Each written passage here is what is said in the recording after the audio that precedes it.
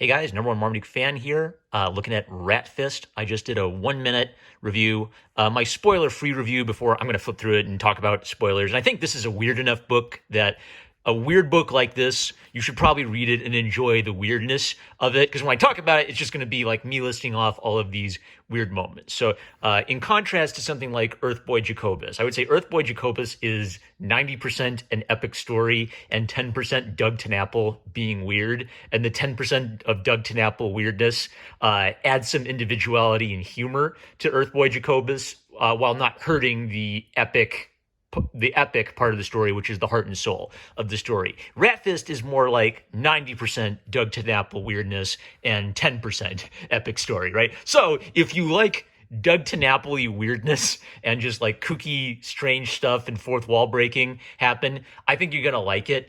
I like that weird element of Doug TenNapel. I think there's the influence of Bill Watterson's Calvin and Hobbes on it, but instead of in Calvin and Hobbes, all of the weird stuff is in Calvin's imagination. In Doug TenNapel, the Calvin and Hobbesy weirdness is just real. The world really is as weird as whatever would go on in Calvin's imagination. So if you like that, you're going to like Ratfist. Very individualistic. I think it's his first webcomic, and I can kind of tell because he talked about how, he'd never done one before. Ethan Nicole of Axe Cop fame told him just start posting pages, as many pages as you can regularly. And so it feels like it was just written by, okay, I'm going to start. I'm just going to keep pushing, and I'll figure out the story as I go. And he talked a little bit in his thank you page about having another comic writer, help him sort of land the plane in the third act and wrap everything up. So it's weird. I like weird. If you don't like weird, I'd say skip it. But if you like weird, you're going to dig it. All right, with that, spoiler time, let's fly in. So I think there are three main threads I want to talk about, which is the conservative element, the character element, the weirdness element, and maybe actually the religious element. I was going to lump religion in with the conservative element, but I think the religious element deserves to be talked about on its own. So four big themes throughout the book. Doug TenNapel's a Christian. He talks about his Christianity in his art. He's also weird. And so the result is very individualistic stuff. Like I've seen people who do weird stuff. I've seen people who do Christian stuff. I don't see a lot of people who talk about Christian ideas and poop in underwear jokes and making fun of furries and what have you. So let me talk about those four ideas before I flip through it, because those are the four main things I want to get across. So the conservative element is Ratfist is sort of he's a fedora, right? He's a bitter atheist. He's selfish. He's postmodern. He's emasculated. He hates father figures. He hates authority. He complains about his boss, and he assumes that his boss, Mr. Black, must be some sort of evil capitalist, right? So as Ratfist, he's investigating Hugo Black, the evil capitalist. It turns out that Hugo Black is experimenting on transferring animal souls to people and turning people into cat and rat monsters, right? But then the twisteroo is that Hugo Black is also solving a cure for cancer. So it's like first he just hates his boss because he hates his boss. Then he finds out maybe his boss is a supervillain. Then maybe his boss isn't a supervillain at all. And when he finally talks to Hugo Black, he finds out that Hugo Black is a complicated guy. Black wanted to find a cure for cancer because he lost his daughter. He eventually turns to like an evil pagan deity to help him cure cancer, right? So it's good that he's curing cancer, and he's curing cancer because he's an aggressive businessman, but it's not that good that he's turning to pagan deities to magic people's souls, right? So Black's more complicated than just an evil capitalist. At some point, man, this is such a weird book, I'm realizing. At some point, Ratfist and Doug TenNapel trade places, and Doug TenNapel gets trapped in Ratfist world, and Ratfist goes to Doug TenNapel's family and meets his kids, right? So while Doug TenNapel is trapped in Ratfist world and Ratfist is trapped in Doug TenNapel world, Ratfist complains about how Doug TenNapel is some kind of right-winger who's propagandizing his children. He holds up a copy of Hayek's The Road to Serfdom. So the economic angle is that in Karl Marx's myth and Karl Marx's, religious narrative, the capitalist is the evil villain, downtrodden the working man. But in Hayek's The Road to Serfdom, the tragedy of economics is that people's desire for security pushes them further and further down this road to serfdom, where they trust these central planners or these central controllers. So the politicians tell you, elect me and I will make everything fair. The top politicians take over and then they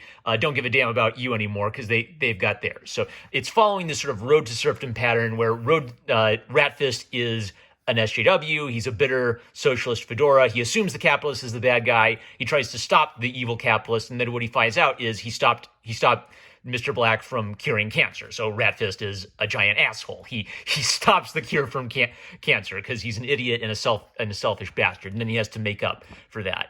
The Christian element is that he's a fedora. So when Ratfist is possessed by the spirit of a rat, he literally turns into a rat, which is kind of like a metaphor, right? Like before, in the early chapters, we see what a disgusting, selfish bastard Ratfist is. Then he's literally turned into a rat, so his exterior matches his internal soul. And his rat tail is trying to kill him, and he rips off his rat tail, and the rat tail starts speaking his subconscious thoughts. So Ratfist takes himself very seriously. The rat tail says whatever stupid things he's thinking. I want to sleep with every woman I see. I want to eat a whole pizza. I make fun of other people to make myself feel smarter. I'll dump Gina the moment she stops being young and pretty. So this means that the rat tail is a weapon. He can use it to grab things. Someone pointed out that a lot of Doug TenNapel's characters have like Spider-Man powers, like their costume lets them grab things and yank them and web swing, right? And he even has like a joke where he has Ratfist crash into somebody that looks like Spider-Man while swinging around. At some point, he literally has Ratfist meet Earthworm Jim and geek out about what a giant earthworm. This is a weird book, all right? He just weird, strange earth mind bending things are continually happening throughout. But anyway, the worm is the subconscious, and the worm is a selfish little. It's a selfish little worm, exactly. And you're like, and it's like your soul is the selfish little worm, and Ratfist, the intelligent guy, the guy who thinks he's an intelligent hero, will argue with the worm. Sometimes the worm will say, actually, I kind of like the story of Jesus Christ. And Ratfist will say, no, we're atheists. So it's like the conscious mind resents that, but deep down, maybe he's resonating with that. So what's interesting is the worm works as both a revelation of how stupid and selfish Ratfist really is. And at the same time, sometimes Ratfist, the intelligent character, will argue with the worm, and the worm maybe knows better than him. The religious redemption aspect of it. So this is such a weird book. So he infiltrates the evil capitalist lair, right? And he, meets like the weird magic monkey trout that's been experimented on there. And he finds out that the source of the power is the space Tiki, a god from outer space. When we meet, this is a head fake. So when we meet the space Tiki, what we assume is the space Tiki is going to help him become a hero or heal the rat powers or maybe help him heal cancer. But the space Tiki is completely selfish. So at first we think, oh, it's his buddy, ha ha ha, it's so goofy. But the Tiki reveals that it hates God and hates people and wants to destroy all life and created cancer. And also the space Tiki has been like watching him from like the dawn of eternity, waiting to see what he'll do. And there's even like a joke where the space Tiki can't see what happens on one specific page of the comic. So he wants to find out what will happen to Ratfist. The twisteroo is once we find out that the space Tiki is secretly creating cancer and wants to destroy human life, Ratfist has to be the one to cure Gina's cancer. This is such a weird book. It's all over the place. So when Gina gets cancer, Ratfist blames himself because he stopped the capitalists from fixing the cancer problem. The two of them go on Mr. Black, the capitalist, and Ratfist, the Batman knockoff, go on an epic adventure together, but they can't cure cancer. So the only one who's left with the ability to cure cancer is Ratfist. He screwed up the cancer cure for everybody. He's got a one shot where he can cure cancer. He screwed up Gina's life. So the selfish bastard, his one selfless action is to cure Gina's cancer specifically because I love you more than I love me, which is the awkward thing he said while trying to propose to Gina before he mangled it because he's a selfish lying bastard. So the selfish fedora bastard does something self-sacrificial in the end. You don't know what happens to him after that. He seems to just like disappear into nothingness and leave Gina to have a happy life with her family. So what do I think overall? It's not as well. It is interesting from the perspective of consistent weirdness. Let me see if I can. Oh yeah, there's Earthworm Jim showing up. That angle of it really works. The gags work because he's always consistently doing something weird. He does really intelligent, like unexpected humor, playing with the medium of comics, and he'll do fart and poop jokes. So the fact that Doug TenNapel is brave enough to just do all of this weird stuff without second guessing himself, I think it gives it a weird, funny angle from that perspective. I really like Ratfist's arc. The idea of this guy who thinks he's a tough Batman hero, finding out that he's really a selfish son of a bitch, and then having to do something selfless. I think that angle of it is really well handled. I feel like the conservative versus socialist angle on it, that feels more like Doug TenNapel preaching, because and I've talked to Doug TenNapel about this, and his idea is the socialist story is cliche, and the socialist version, the Karl Marx narrative is so common that you just learn to accept it and you get used to it. The evil rich bad guy is such a common trope. So I think his justification of it makes sense, which is, I've seen that a million times. Why don't I take that and turn it on its head? So it's kind of like how Stan Lee would say, gee, I'm so used to seeing rich bad guys. I know, I'll create this character called Tony Stark, who's a rich billionaire playboy, and he's a weapons manufacturer.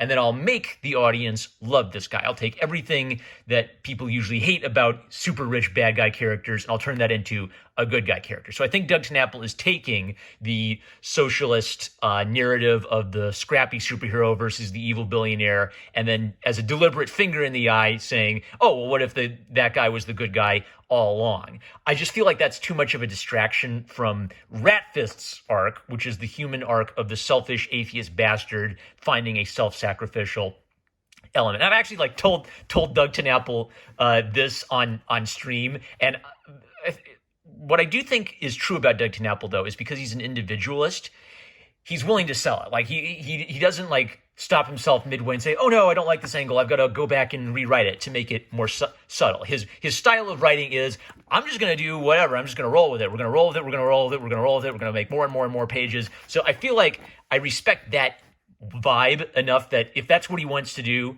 he gets to do that. Earthboy Jacobus, the stream I'm talking about, where we all debated how Doug TenNapel does this. Some of the people on that panel disliked Earthboy Jacobus because they felt the religious element was still too on the nose in Earthboy Jacobus. I thought it was really balanced and well done in Earthboy Jacobus, and I want to bring this all back together and tie it up with a pretty bow. So in Earthboy Jacobus, the parts of it where Doug TenNapel is talking about his faith in Earthboy Jacobus are acted out through characters. So the Marine, Sergeant Edwards, is angry at God. His friend, the chaplain, is a Christian whose faith is very important to him as a character. So the Christian element of the story is acted out through characters who have a relationship to God. In Ratfist is an angry fedora atheist, and then he trades places with Doug TenNapel, and Doug TenNapel's kids get to tell Ratfist and the space techie about Jesus, and then they go back to the future and they've screwed up. It's weird. And so it's not trying to be Earthboy Jacobus. So maybe it's not fair to compare Ratfist to Earthboy Jacobus because it's not trying to be that. Ratfist is trying to be its own highly weird, highly unusual thing. So if you like Doug TenNapel, you're going to like Ratfist because it does fit with kind of like the tone of Doug TenNapel works of strangely, very strangely serious topics and discussions of God and the earth and human nature mixed up with crazy 90s Earthboy Jim style insanity. Ratfist's consistent weirdness makes it fun from that angle. But if I had to pick between the two, Earthboy Jacobus is the more epic, the more well-constructed, and the more meaningful view on the subject. Ratfist is fun enough, though, to pick up. That's it. I think I've said what I wanted to say. I'm a Norman Marty fan. I love you guys. Catch you later.